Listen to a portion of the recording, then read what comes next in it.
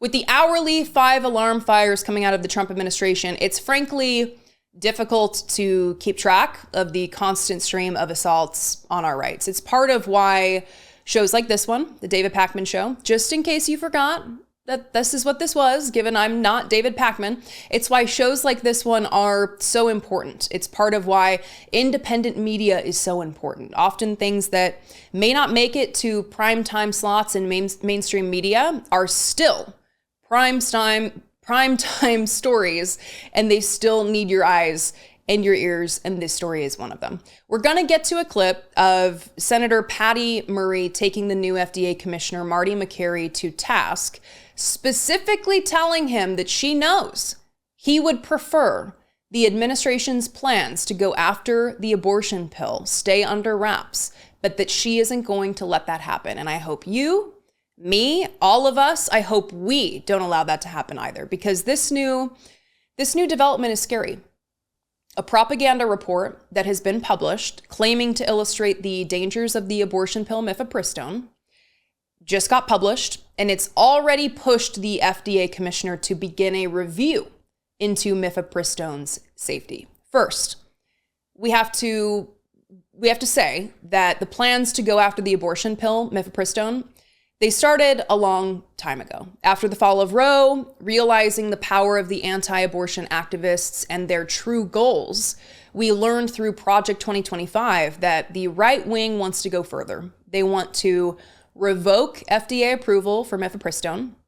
And if they can't do that, as outlined in Project 2025, they want to use the Comstock Act, an anti-obscenity law from 1873 that bans obscene materials from being sent in the mail, but also, quote, any article or thing designed or intended for the prevention of conception or procuring an abortion. And why? Why would medication abortion be the next target here? Well, 63% of all abortions in the United States in 2023 were medication abortions, and that's up from 53% in 2020. This according to the research from the Guttmacher Institute. Most of these, as noted by the Institute, involve both mifepristone and misoprostol. A transition to misoprostol only would be safe and effective, but we shouldn't have to even worry about any of this because mifepristone is safe and effective.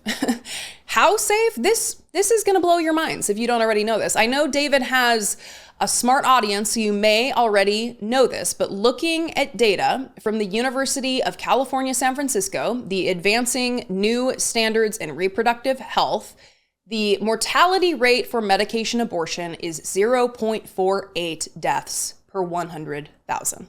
Again, let me repeat that. 0.48 deaths per 100,000. This is a mortality rate lower than penicillin, with a mortality rate of 2 deaths per 100,000, and Viagra, with a mortality rate of 4 deaths per 100,000 users. But we're going to hear from Josh Hawley. Josh Hawley isn't begging RFK for a safety review of Viagra, is he? We're going to hear from RFK. RFK isn't shaking in his boots calling for a safety review on Viagra, is he? And going back to this data, the abortion pill is safer than pregnancy and birth. Reading from this research again, quote, the mortality rate for those known to have had a live-born infant is 8.8 per 100,000 live births, which is about 14 times higher than the mortality rate associated with medication abortion.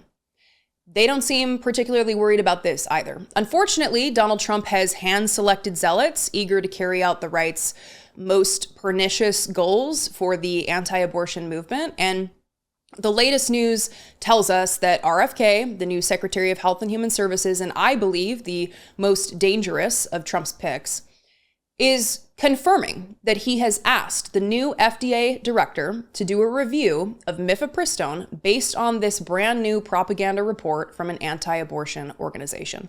Let's hear Republican Senator Josh Hawley get this confirmation from RFK just a couple weeks ago.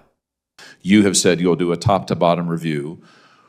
Do you continue to stand by that, and don't you think that this new data shows that the need to do a review is in fact very pressing? I think the new data, first of all, it validates the CAS study, which is previously probably the most comprehensive data that we've seen on it, and it's alarming, and clearly it indicates that at very least the label should be changed.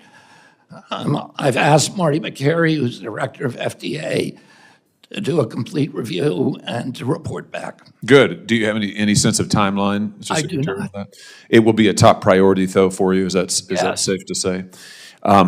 You say that it probably indicates the label needs to be changed. Do you think it's also important as part of your review to consider whether it's necessary now to put back in place the longstanding safety protocols that always accompanied mifepristone until the last administration? In-person dispensing, doctor visits, screening for ectopic pregnancies. I know that Marty McCary will make a recommendation. I feel that the policy changes will ultimately go through the White House, through President Trump. The policy changes will ultimately go through the White House. Right. This isn't about safety. This isn't concerns about healthcare. This is political. It is no coincidence that a propaganda report gets published just a couple of months into the Trump administration, which claims overwhelming dangers associated with mifepristone use, which is outside of scientific consensus, immediately prompting a review by the FDA by Trump lackeys. I mean, we all see the writing on the wall here. Just look at this website for the Ethics and Public Policy Center, the organization that published this non-peer-reviewed, self-published propaganda report attacking mifepristone. Here they list their priorities, quote, pushing back against the extreme progressive agenda while building a consensus for conservatives. Yeah, sounds like a non-biased approach to research. This must be the new gold standard science we've been hearing so much about from Donald Trump. So this quote-unquote new data is a convenient way to begin the next phase. Thankfully, we have senators like Patty Murray who are bringing this issue front and center. She questioned the FDA Commissioner about the Trump administration's efforts to lay the groundwork to restrict access to the abortion pill. Let's watch. Okay, so if a study came out saying that people who took a certain medication experience a certain rate of, quote, serious adverse events, but the study's authors refused to say what they were counting as an adverse event, would that raise serious questions for you about the study's validity? Yes, Senator. So I have the natural inquisition of a scientist that's done a lot of research, so I would want to see the underlying data, yes. Okay. Well, I am, of course, talking about the sham study from the Ethics and Public Policy Center. It's an anti-abortion group. It's bankrolled by extremists. They fought to overturn Roe v. Wade. And this study, if you can call it that, is unsound and has been widely panned by medical experts. But days after its release, you and Secretary Kennedy are now suggesting that we need a, quote, complete review on the safety of mifepristone. Now, to be clear, mifepristone has been proven safe and effective in more than 100 studies over 3 decades. And the people that are now pushing that bogus study and saying that mifepristone is dangerous for women are the exact same people who think that abortion is never necessary to save a woman's life and that 10-year-olds should somehow be forced into childbirth. I believe that this administration is laying the groundwork to rip away access to medication abortion across the country. This has not gotten enough attention. And I know you'd prefer to keep it that way, but I want you to know I'm not going to let that happen. I have not seen that study, Senator, and you have not seen that study. Well, so actually, how can you call it a sham bogus study? Neither of us have seen the study, the underlying data, or the methodology. Actually, that's not true. But I will say this. Mr. Chairman, we have a lot of differences here. I know you came before this committee to present your side of the story, but I am very clear that laying off people, cutting budgets, is not going to improve the safety and efficacy that we count on when we go to the drugstore to get our drugs. And I know that sham studies that try to prove a point that came from a political group is not going to tell the public that they can count on the medications they count on. Thank you, Mr. Chairman. I yield back. Did you note the strange defensive reaction there? There are several issues, again, with this propaganda report. I've already mentioned that it's out of step with scientific consensus. It's not peer reviewed. It's not published in a medical journal. They have not made the database they use to conduct their analysis publicly available or have even revealed what the database is. Their main claim is that 11% of those who took the abortion medication mifepristone experienced a serious adverse event. But they included things like emergency room visits as serious adverse events, when it's a known fact that many women go to emergency rooms after medication abortions for any number of reasons, many of which aren't serious adverse events.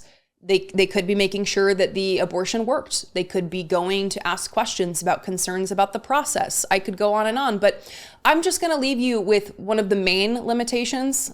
And this one is so remarkable. It's cited in this Washington Post summary of the report.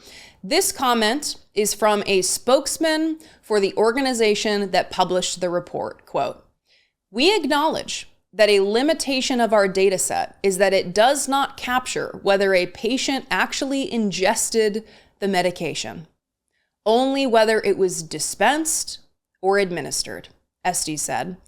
"This is an inherent constraint of claims and administrative data." So this entire report that's being used to kick off an investigation into the safety of a medication that has been FDA approved since the year 2000 and used by over 7.5 million people, a medication that is safer than penicillin and Viagra and childbirth, is based on some data set they won't reveal that doesn't even capture whether the medication was actually taken. I mean, what are we doing here? Please, I beg you, share this video with a friend. Share this with someone who needs to hear this message. Call Patty Murray and thank her for her efforts if she represents you. Call Josh Hawley and shame him if he represents you. The Trump administration, RFK, Martin McCary, Josh Hawley, the entire Republican Party, the anti-abortion activists, they are counting on the flood of information to drown this out, but we can't let them. My name is Brittany Page, and I am so grateful to be here with you all talking about these important issues, and I would be so grateful if you would join me on my YouTube channel by subscribing over there. Just search my name or click the link in the description of this video. After researching, writing, refining, The Echo Machine, my book, is finally out. This is not just a book about how American politics got so broken. It's also about what's happening right now and what we can still do to stop things from getting worse. Trump's been back in power. The results have been even more catastrophic than many feared, with targeting of political opponents and gutting democratic institutions, laying the groundwork to even further consolidate power. But the thing is that none of this is inevitable. The same forces that brought us here can be countered if we understand how they work and what to do about them. And that's what The Echo Machine is all about. Some say that without corporate media backing, books like this can't succeed. I think we can prove them wrong. You can get The Echo Machine right now at davidpakman.com/echo on Amazon, Barnes & Noble, Audible, Kindle, or by calling any local bookstore and asking them to order it. This book is more important than ever. If you care about what happens next, and I do, check out The Echo Machine today at davidpakman.com/echo.